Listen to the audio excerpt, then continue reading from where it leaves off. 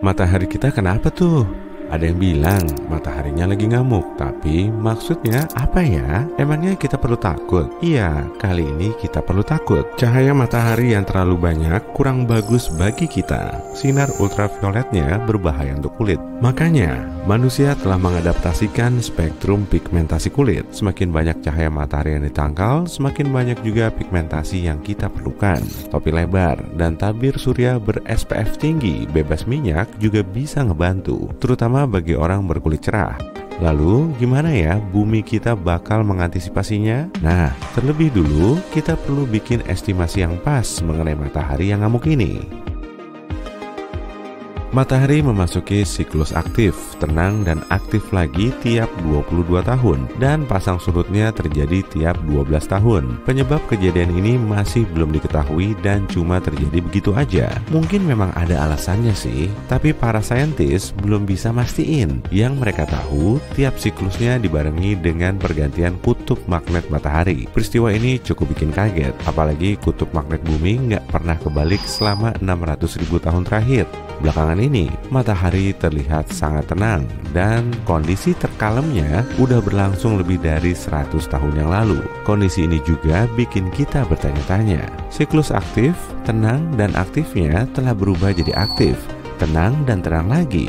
Itu pun masih berubah-ubah. Tapi aku mau ngebocorin soal prediksi kondisi matahari dalam beberapa tahun ke depan.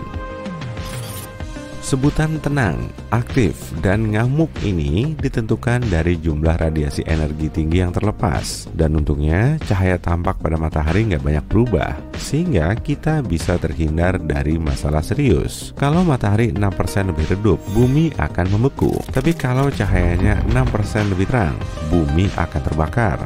Cara termudah untuk nyari tahu aktivitas matahari adalah dengan mengamati bintik matahari. Semakin banyak bintiknya, maka semakin tinggi aktivitasnya.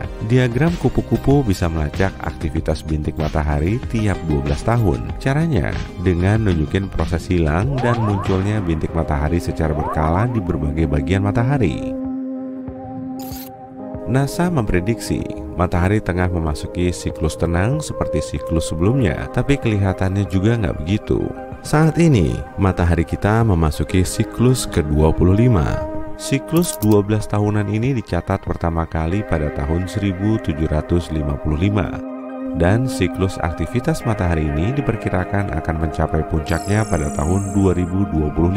Jumlah bintik matahari yang terlihat telah melampaui perkiraan NASA. Jadi kelihatannya siklus ini nggak akan tenang. Bumi diprediksi akan mengalami radiasi ledakan matahari super aktif selama beberapa tahun ke depan.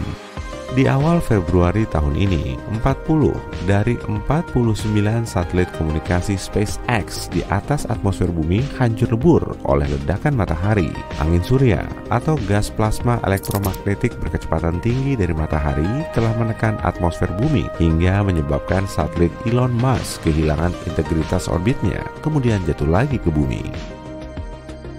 Bintik matahari memang kelihatan hitam, tapi sebetulnya nggak gelap. Hanya saja nggak seterang permukaan matahari.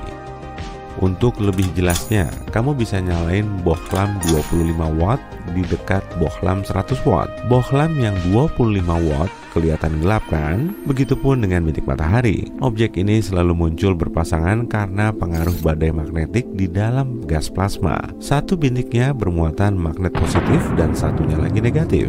Jarak di antara kedua bintik bisa berkali-kali lipatnya bumi, dan disinilah arus listrik mengalirkan busur api yang berasal dari gas terionisasi. Suar matahari juga nggak kalah penting. Ledakan elektromagnetik kuat ini punya keterkaitan dengan bintik matahari. Saat gas plasma matahari yang super panas itu terus berpilin, garis medan magnet pada bintik matahari juga ikut berpilin. Lalu, setelah garis ini patah, ledakan kuat akan melepaskan radiasi sinar X dan sinar gamma dalam kecepatan cahaya. Gas kasat mata juga ikut terlepas. Suar matahari punya sistem klasifikasi berdasarkan kekuatannya. Yang paling berbahaya adalah suar matahari kelas X. Jenis suar ini bisa mematikan radio di seluruh dunia, serta membahayakan satelit, para astronot, dan penumpang pesawat di ketinggian. Suar matahari kelas M menghasilkan aurora cantik di kedua kutub bumi. Sedangkan suar matahari kelas C nggak menimbulkan efek berarti, tapi suar matahari nggak termasuk ledakan paling besar di permukaan matahari.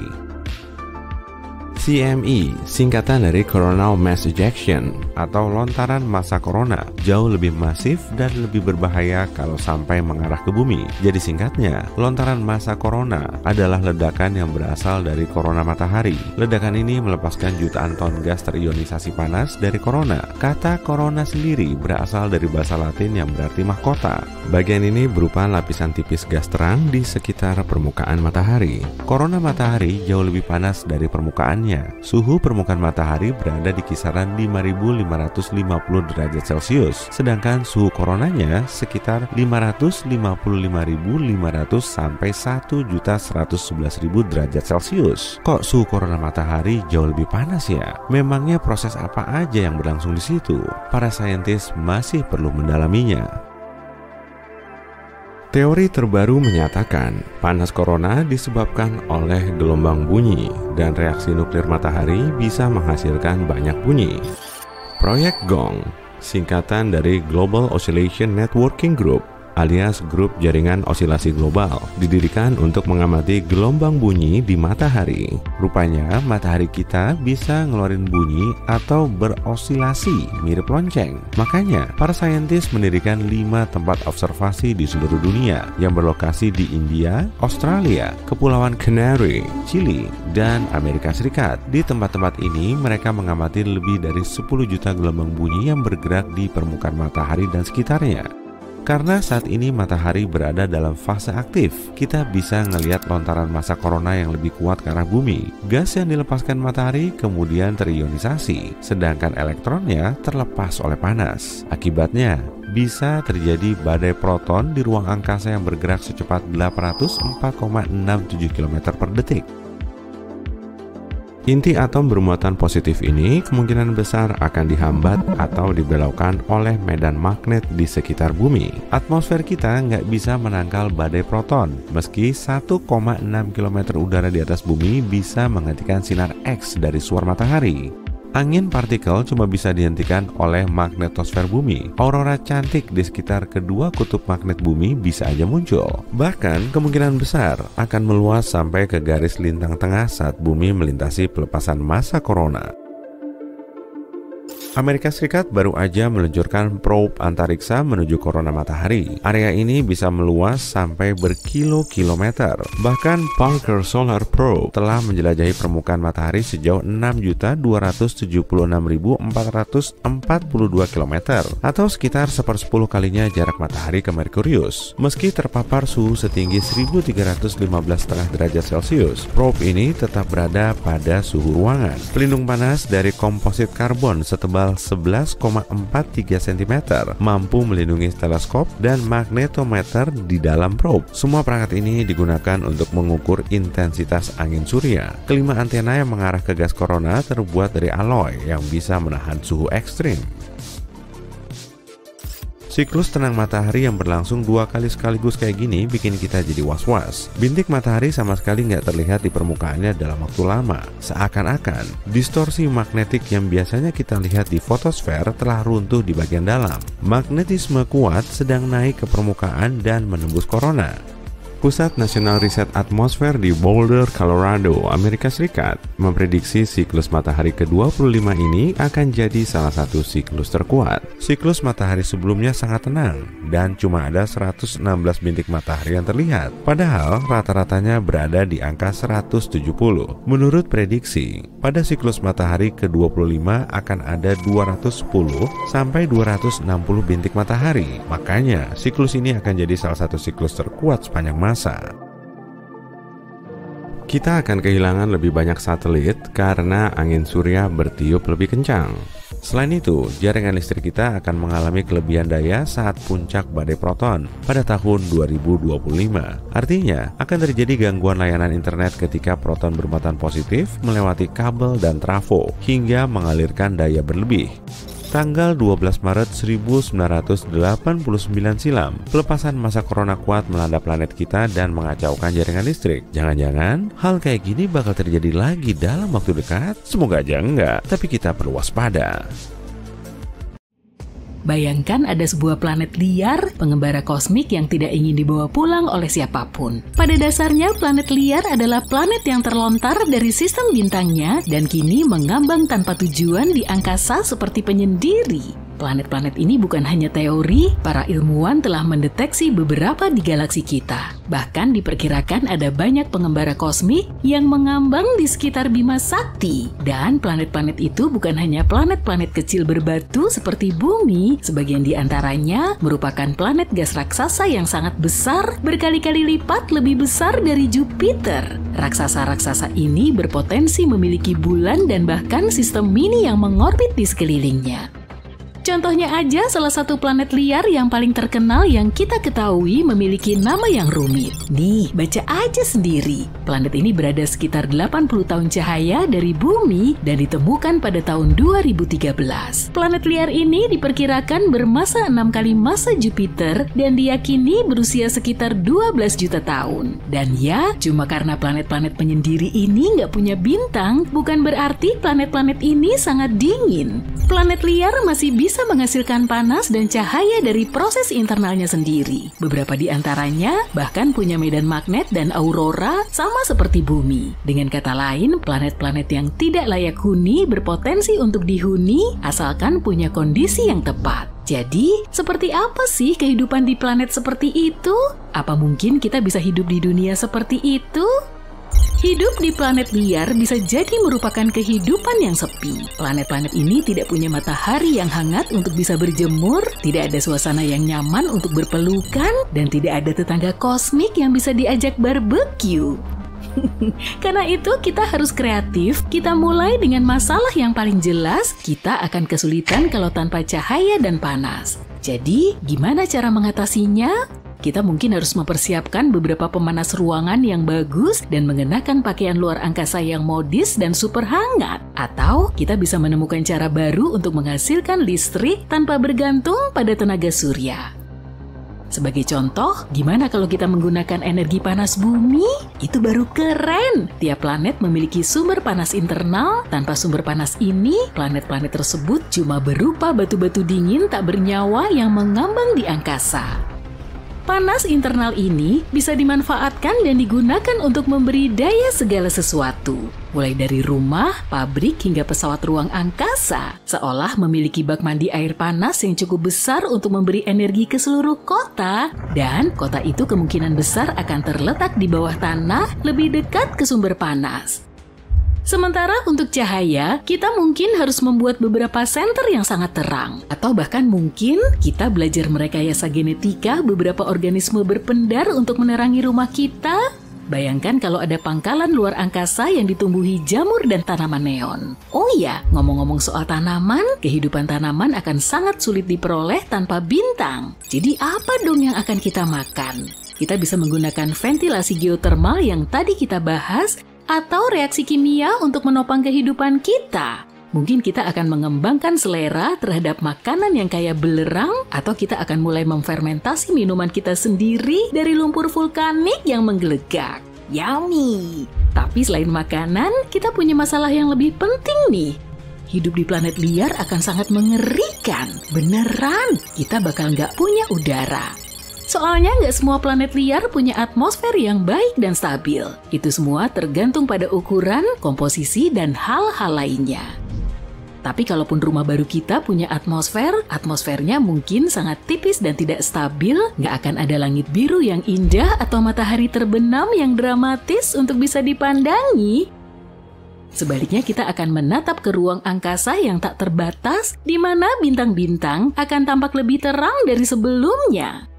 Dan gak usah bahas soal pola cuaca deh. Tanpa atmosfer yang menciptakannya, kita tidak akan punya hujan, salju, dan badai petir. Itu baru beberapa masalah kecil ya. Yang lebih buruk lagi, suhu di planet ini akan sangat berfluktuasi dari panas yang tak tertahankan bisa ke dingin yang tak tertahankan.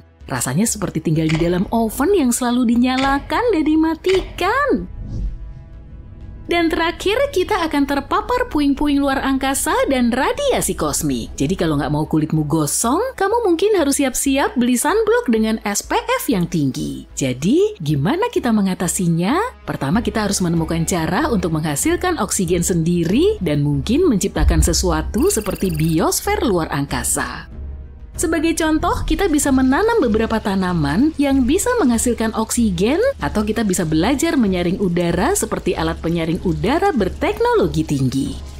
Terakhir, ada masalah yang paling penting nih, menemukan air. Disinilah lautan bawah laut bisa membantu kita. Kita benar-benar menyelami berbagai kemungkinan ya.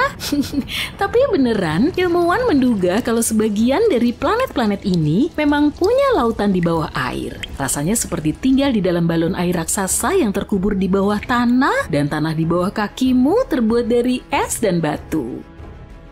Dengan kata lain, kita bisa memanfaatkan lautan bawah tanah ini. Lautan bawah tanah dapat menyediakan sumber air untuk minum, pertanian, dan manufaktur. Mungkin juga dengan sumber daya dan material lain yang belum pernah kita lihat sebelumnya.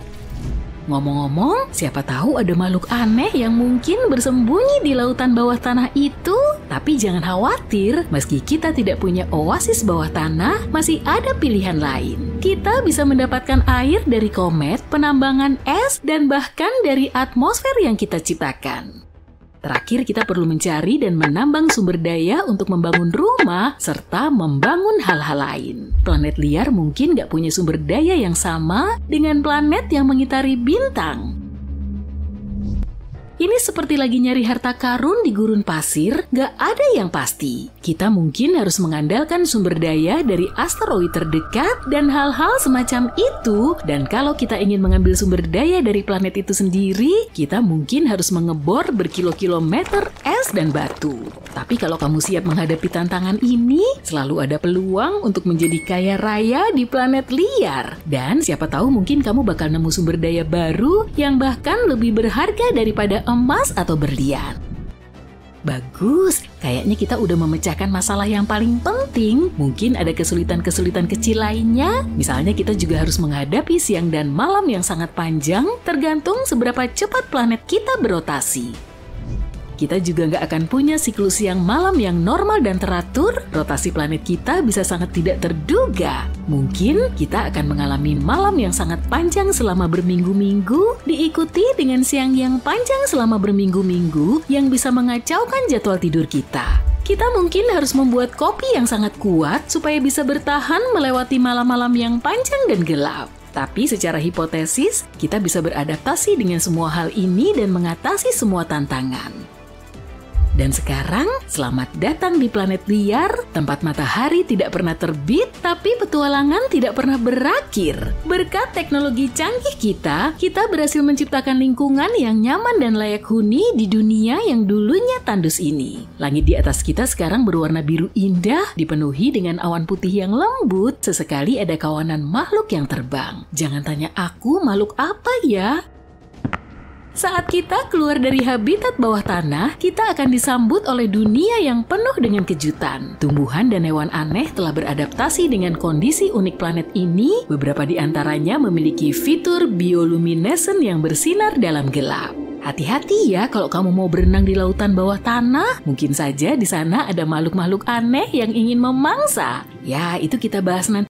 Asap dan kobaran api mulai menyembur ke angkasa sebelum roket diluncurkan. Delta IV Heavy menjadi salah satu roket tercanggih yang pernah dibuat manusia. 3 mesin besarnya mampu membakar bertonton bahan bakar untuk membantunya terus meninggi. 2 pendorong di bagian samping mulai terlepas dari pendorong utamanya agar roket terus melambung. Dan saat memasuki orbit, roket ini melepaskan muatannya. Nah, ini adalah Parker Solar Probe alias pesawat antariksa pertama yang bisa mendekati matahari. Kali ini kita akan mengikuti perjalanannya dari awal. Probe ini diluncurkan pada tanggal 12 Agustus 2018 menuju bintang induk kita sejauh 150 juta kilometer dari bumi. Angka segini kurang lebih setara dengan 390 kali jarak bumi ke bulan atau hampir 30.000 kali jarak Sabang ke Merauke. Partikel cahaya matahari mencapai permukaan bumi dalam waktu 8 menit dan roket konvensional kita menempuh jarak yang sama selama lebih dari 200 hari.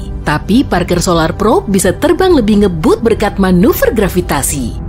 Dalam perjalanannya dari bumi ke matahari, probe ini mengitari Venus. Jadi Parker Solar Probe perlu memasuki medan gravitasi Venus hingga ketarik ke dalamnya. Dengan begini, daya dorongnya akan bertambah tanpa perlu buang-buang bahan bakar. Setelah mengorbit 1 kali, mesin probe mulai mengubah lintasannya hingga menjauhi orbit Venus. Tujuannya agar kecepatan probe terus bertambah. Pada tanggal 5 November 2018 lalu, Parker Solar Probe mendekati matahari untuk pertama kalinya. Tapi sebelum mepet ke permukaan matahari, wahana ini perlu masuk ke orbitnya dan harus melakukan manuver gravitasi sampai berkali-kali lipat. Baru setelah itu, probe bisa mengitari objek terberat dan terkuat di tata surya kita ini. Dan tiap kali berputar, kecepatannya semakin naik. Parker Solar Probe terus bergerak di antara titik perihelion dan aphelion. Jadi begini, di sini ada matahari dan di sini orbit probe kita bentuknya elips. Nah, titik terdekat dengan matahari dinamakan dengan perihelion. Matahari menarik probe ke titik ini dengan kecepatan tinggi, kemudian probe mulai menjauh dari sang bintang. Kecepatan dan energinya masih tetap tinggi, tapi bisa tertahan karena melawan gaya gravitasi sang bintang. Jadi perlahan probe ini mulai melambat, kemudian Parker Solar Probe akan kehilangan semua akselerasinya di titik aphelion. Karena gaya gravitasi matahari lebih kuat, probe mulai ketarik lagi menuju matahari dengan kecepatan tinggi.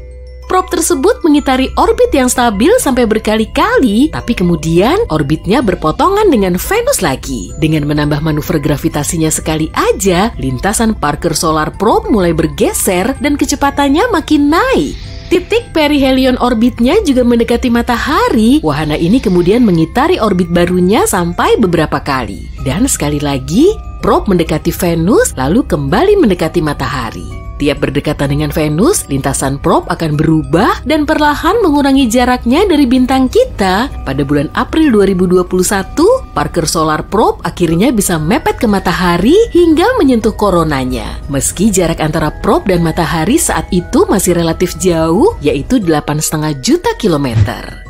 Oke, kita amati struktur bintang induk kita dulu ya. Di sini sudah ada ilustrasi matahari yang terbelah menjadi 2. Nah, ini adalah inti matahari. Ukurannya 1/4 kalinya diameter matahari. Densitasnya 150 kali lebih tinggi dari air, dan karena tekanan dan suhunya sangat ekstrim, di dalamnya terjadi reaksi nuklir. Hidrogen berubah menjadi helium hingga menghasilkan panas dan radiasi yang melimpah. Lapisan ini disebut zona radiasi, dan dari sini panas dipindahkan ke lapisan lain. Tapi foton di sini nggak bergerak keluar, melainkan ke segala arah hingga terpancar berkali-kali. Para ilmuwan meyakini foton cahaya bisa merambat dari inti matahari ke lapisan lain kurang lebih selama 10.000 hingga 170.000 tahun. Kemudian ada zona konveksi atau permukaan matahari. Tapi di sini nggak ada permukaan padat karena semuanya berwujud lautan plasma panas. Bentuknya mirip sarang lebah akibat plasma panas bergerak naik dari lapisan bawahnya, kemudian menghasilkan struktur mirip mini. Saat bagian tengahnya masih panas, tepiannya mulai dingin hingga ngebentuk pola cantik di permukaan matahari. Selanjutnya ada atmosfer matahari. Dan ini adalah fotosfer yang mampu memancarkan cahaya. Kita bisa melihatnya saat menatap langsung ke matahari. Tapi hati-hati ya, jangan sampai kelamaan. Kamu perlu alat khusus untuk melihatnya. Tebal fotosfer sekitar 400 km atau kurang lebih setinggi stasiun luar angkasa internasional kita di atas bumi.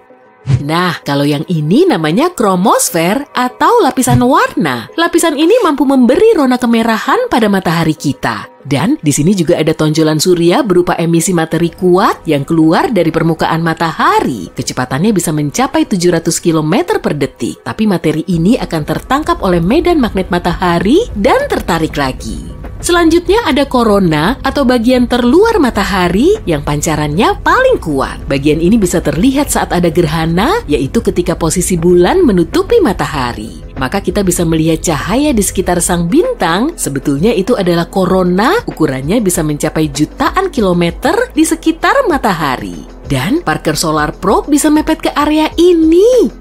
Material dan radiasi di area ini masih terikat dengan gravitasi matahari sehingga nggak terlepas keluar angkasa. Nah, di bagian luarnya terdapat angin surya yang terbentuk oleh material dan radiasi yang berhasil lolos dari gravitasi matahari kemudian terpancar keluar angkasa.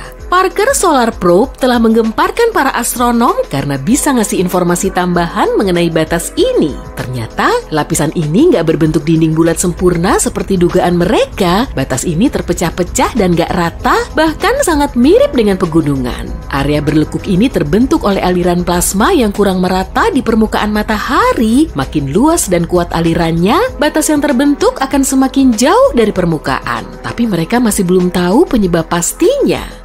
Setelah mengitari matahari, Parker Solar Probe melanjutkan perjalanannya menjauhi sang bintang. Para peneliti memprediksi wahana ini akan mendekati bintang kita lagi pada tahun 2022. Pada bulan Agustus 2023, probe ini akan mengitari Venus dengan lebih ngebut, kemudian lebih mepet lagi ke matahari. Parker Solar Probe akan mendekati Venus pada tahun 2024 dan semoga aja wahana ini bisa tahan terhadap suhu dan radiasi ekstrim matahari. Nah, untungnya para ilmuwan sudah memikirkan kemungkinan ini. Di sisi probe ada perisai matahari yang bisa menghadap ke sang bintang. Ukurannya sebesar jendela rumah dan tebalnya sekitar 10 cm.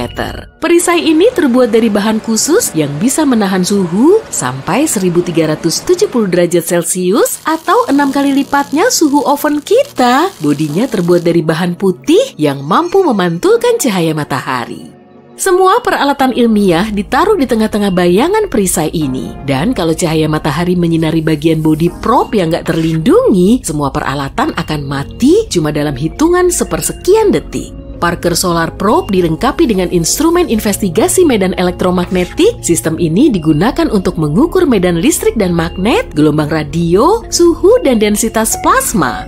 WISPER atau penangkap gambar Wide Angle Parker Solar Probe adalah teleskop optik yang bertugas mengabadikan foto plasma cantik yang bergerak di dalam korona matahari. Inilah yang bisa kita lihat saat gerhana matahari. SolarWinds Electrons Alphas and Protons Investigation mengukur proton, elektron, dan ion helium. Dengan begini para ilmuwan bisa menganalisis angin surya. Teknologi kita sering rusak dibuatnya. Suar yang tiba-tiba muncul di permukaan matahari bisa menyebabkan angin surya.